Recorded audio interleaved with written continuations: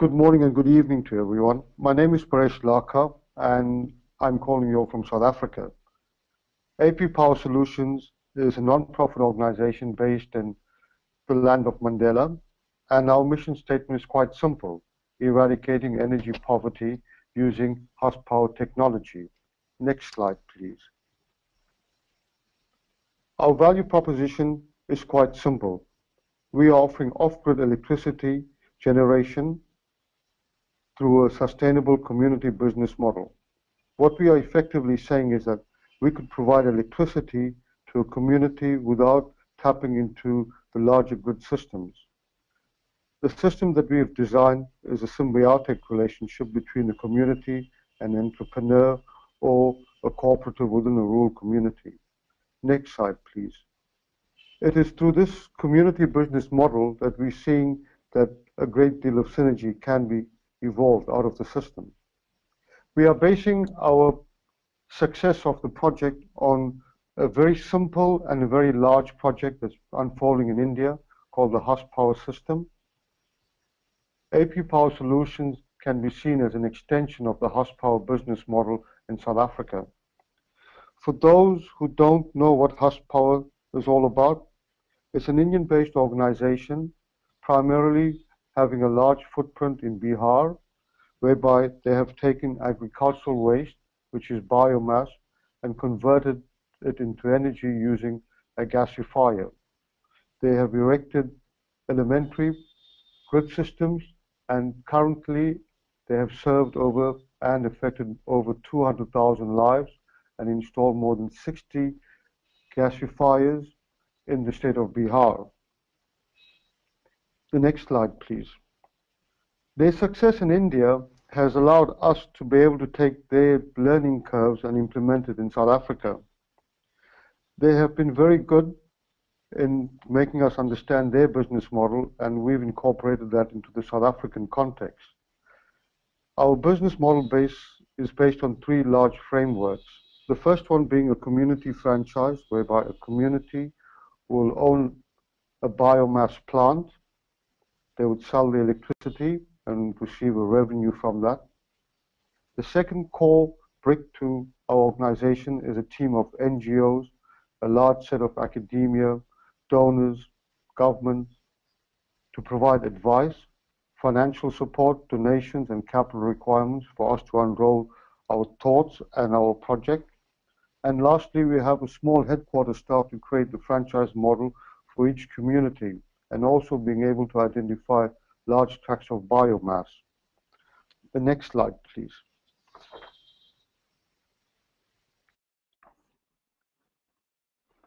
This is the land of Mandela, and where the arrow points, that is KwaZulu-Natal.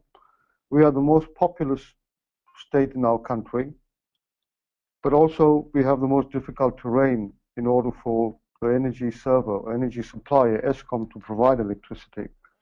Our terrain is rather rough, but we have a large abundance of biomass stretching from corn stalks down to sugar fiber to macadamia nut shells. So we have a plenty resource in terms of biomass. We have the atmosphere to produce the electricity, but the largest energy server or producer in the country, which is Eskom, is not able to walk into these areas because of the terrain. And through a mini-grid system, we think we have the ideal solution to provide electricity for a rural community. The next slide, please. The rural population currently in our province is effectively 40% that receive no electricity, and this translates into 300,000 homes. We have identified that the energy spent is on non-renewable sources, from candles to wood to gas, batteries and paraffin. And like everyone else in the world knows, firstly, it's unhealthy, it's unsafe, and all of these non-renewable sources are affected by transport costs. The next slide, please.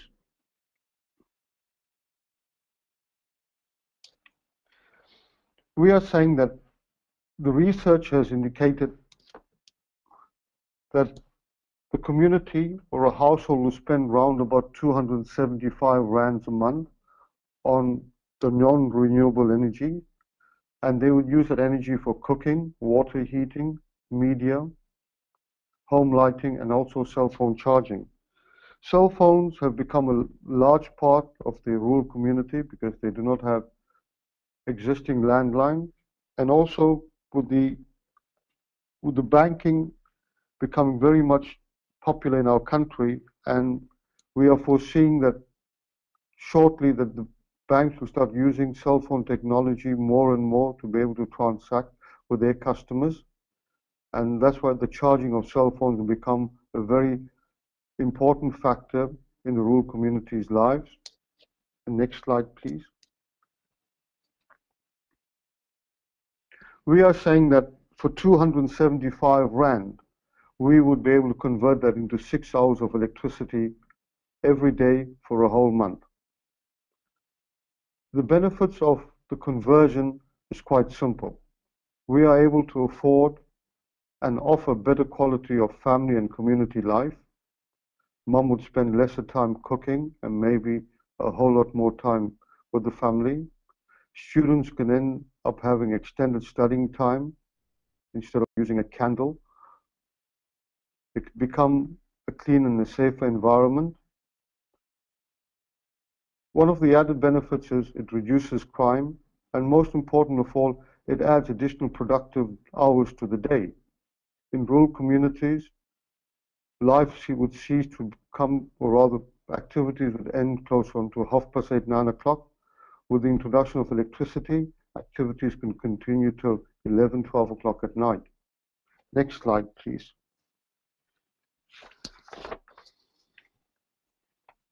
In order for us to be able to deliver our value proposition to the community, we have realized that we need to develop relationships with key organizations and also government.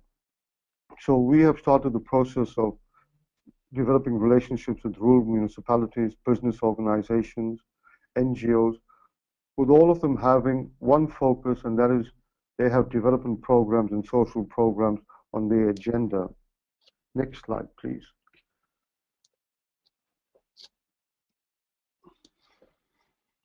In order for us to be able to deliver, we would need, Cassandra, could you press enter again, please, for the whole slide to open up?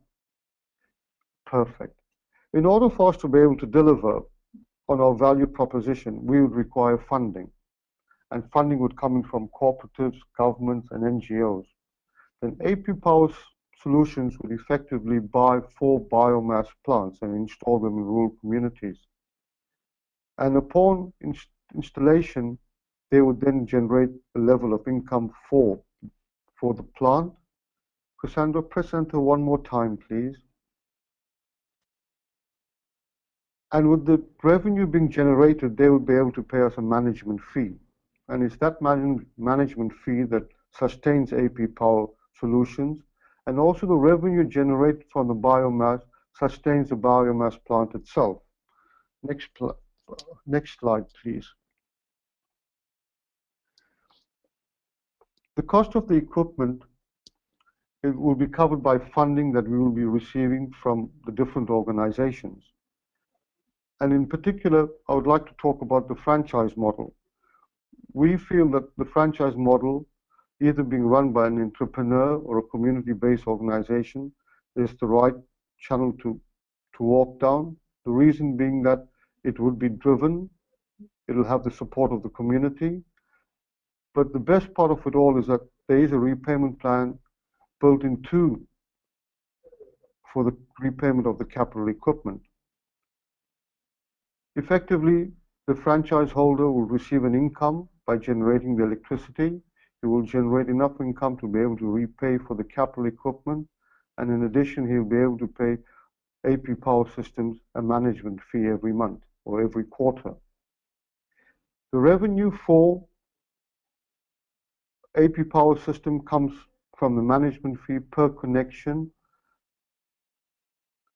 at the biomass plant, and that management fee comprises of a monitoring service, a billing service, and training. Next slide, please.